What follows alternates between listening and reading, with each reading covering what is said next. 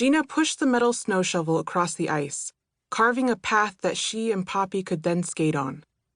Well, if Poppy would quit whining and get her skates laced. Somehow Gina had gotten roped into taking her dad's girlfriend's kid to the pond.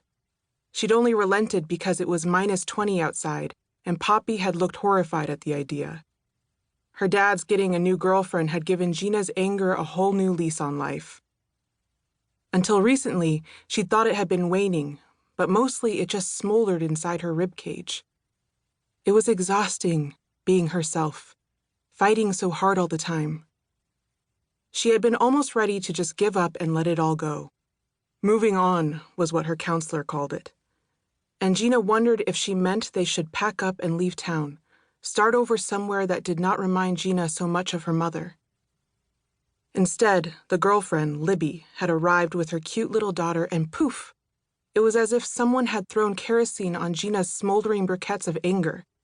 She could feel the flames leaping, the heat licking her sternum. On really cold days, it was almost nice.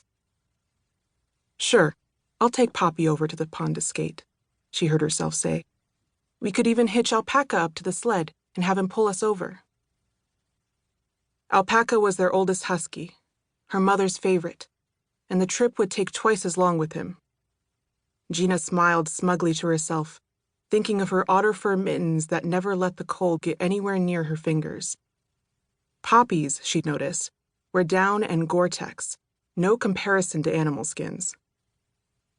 Her dad, though, had smiled at Poppy and said, "You know, I think we have some of Gina's mittens from when she was little that you should wear, and I'll put the caribou hide in the sled so you stay toasty warm." Then, to make matters worse, he'd even given her the fur hat Gina's mother had sewed while her hands were still able to pull the needle through the stiff leather on the inside. That was a long time ago, before the disease had attacked her mother's joints.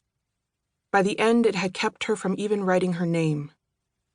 Gina wished she could forget the image of her mom's bent fingers gripping a stubby pencil as if her life depended on signing her name one last time.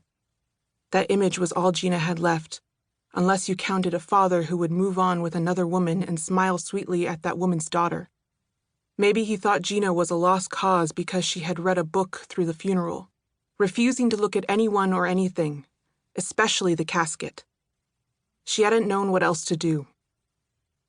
All she had really wanted was for someone to tell her it was okay to fall apart, but nobody did. The disease was the reason her mom had stopped harnessing up the dogs to go to the corner store, the same one that Gina pulled into on the way to the pond while Poppy sat in the sled, talking to herself. "What did you say?" Gina asked, stepping off the runners to tie Alpaca to the posts. "I was talking to Elizabeth." "Who's Elizabeth?" "She's my best friend. She's right here."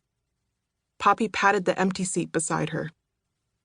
Gina blinked at Poppy and felt her lashes sticking together, moisture freezing them in tight crystals. She put her fur gloves over her eyes for a couple of seconds until the crystals melted and she could pry her lashes apart. But Poppy was still all alone, sitting in the sled. She had overheard Libby telling her father about Poppy's invisible friend. "We think it's her way of coping." But then they noticed Gina standing in the hallway. Libby put on a fake smile and changed the subject. Gina refused to ask her father anything, preferring instead to ignore Libby's appearance in her life because ignoring things was Gina's superpower. She really didn't care if Poppy had invented a friend to fix whatever she needed to cope with. Gina had her own things to deal with and didn't appreciate having someone else's kid dumped in her lap. Or her dog sled. "Whatever," she said. "Stay here. I'm going to get a treat for Alpaca." Inside, she walked toward the wooden wine barrel full of dog biscuits that sat in the middle of the room. Honestly, the place was nothing more than a log cabin pop-up store that catered to locals, so dog treats were the best stocked item, followed by Twinkies, motor oil, herring bait in the summer, and assorted whiskeys all year round. The prices were ridiculous, though.